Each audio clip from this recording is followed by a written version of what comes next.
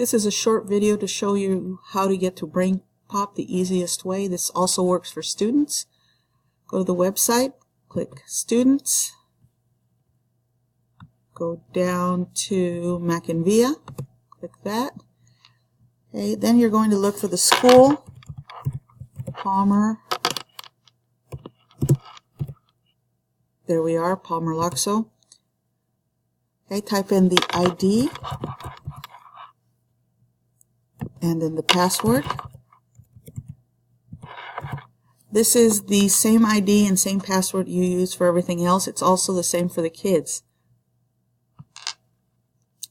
Log in.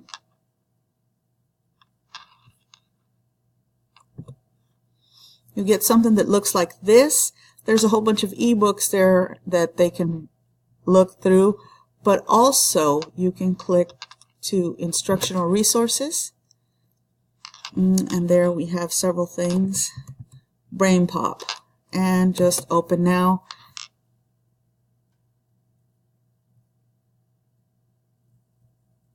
And there it is. We have BrainPop, BrainPop Junior, I believe BrainPop in Spanish too. You might want to look through all the different resources we have there. Enjoy.